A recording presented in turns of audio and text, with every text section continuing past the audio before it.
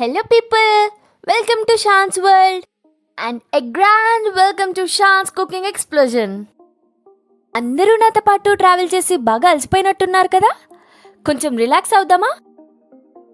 అందరూ రిలాక్స్ అయిపోయారా? టేస్టీగా ఫుడ్ చేయడం స్టార్ట్ చేద్దామా అయితే? ఎందుకంటే ట్రిప్ అయినా ట్రావెల్ అయినా లాస్ట్లో ఫుడ్ ఇంపార్టెంట్ కదా. సో ఒక మంచి కుకింగ్ వ్లాగ్ అయితే తీసేద్దాం. So today's recipe are spicy, juicy, homely chicken curry. So అందరూ కుకింగ్ చేయడానికి నాతో పాటు రెడీయేనా? Let's go. చికెన్ కర్రీ చేసేటప్పుడు మన first step chicken, main hero of the dish. Chicken ఇలా వాటర్తో వాష్ చేసి క్లీన్గా నీట్గా 2 minutes వాటర్లో సోక్ చేసి బాగా వాష్ చేయండి.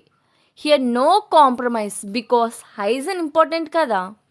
వాష్ చేశాక చికెన్ని మీకు కావాల్సిన సైజులో చాప్ చేయండి. నేను జాయింట్స్ కూడా తీసుకున్నా, చూసారా బాగున్నాయి కదా. బికాస్ నాకు జాయింట్స్తో చికెన్ తినకపోతే చికెన్ తిన్నట్టే ఉండదు. కొంచెం నాకు ఫ్యాంటసీలు ఎక్కువ ఉంటాయి. మీకు కూడా అలాంటి ఏమైనా ఫ్యాంటసీలు ఉంటే మీరు కూడా చికెన్ కొనేటప్పుడు జాయింట్స్ కొనుక్కోవడం మర్చిపోకండి. మన నెక్స్ట్ స్టెప్ కర్రీకి హార్ట్ అయిన ఆనియన్ పేస్ట్ ప్రిపేర్ చేయడం. సో తీసుకోండి onions, green chillies and coriander. ఇప్పుడు ఒక పాన్ తీసుకొని అందులో ఆయిల్ వేసి హీట్ అయ్యే వరకు వెయిట్ చేయండి. మీరు ముందుగా చాప్ చేసిన ఆనియన్స్ని పాన్లో వేసి బాగా ఫ్రై చేయండి.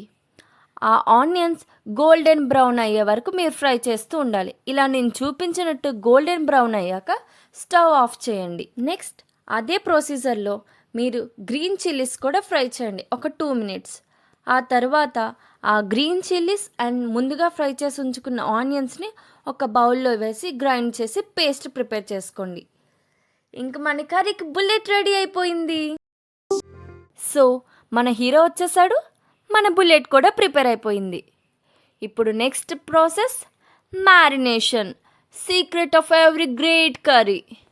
చికెన్లో వేసుకోవాల్సిన items turmeric, red chilli powder, garam masala, ధనియాల పొడి, సాల్ట్, జింజర్ గార్లిక్ పేస్ట్.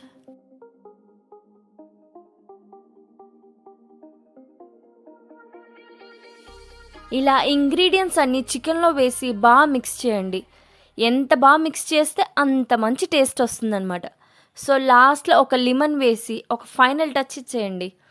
కొంచెం లవ్తో మిక్స్ చేయండి, టేస్ట్ ఇంకా బాగుంటుంది. అండ్ నెక్స్ట్ 2 hours ఫ్రిడ్జ్లో రెస్ట్ ఇచ్చేయండి, చికెన్కి ఒక చిన్న స్పా ట్రీట్మెంట్ లాగా.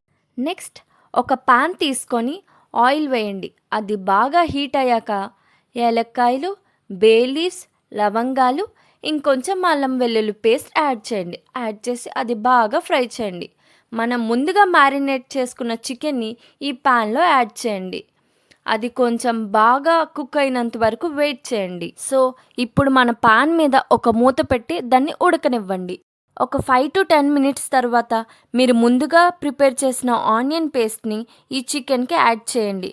యాడ్ చేసి నీట్గా కలపండి. ఎందుకంటే చికెన్కి ఆనియన్ పేస్ట్ బాగా పడితేనే మంచి టేస్ట్ వస్తుంది. ఇప్పుడు చికెన్ కర్రీని మళ్ళీ ఒకసారి కలుపుకొని చెక్ చేయండి ఉడికిందా లేదో.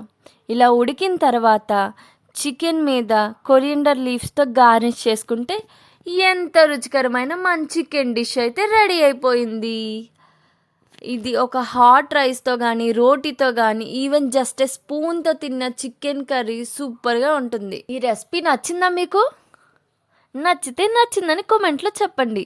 లైక్, షేర్ అండ్ సబ్స్క్రైబ్ చేయడం మర్చిపోకండి. మళ్ళీ ఇంకో వ్లాగ్లో కలుద్దాం.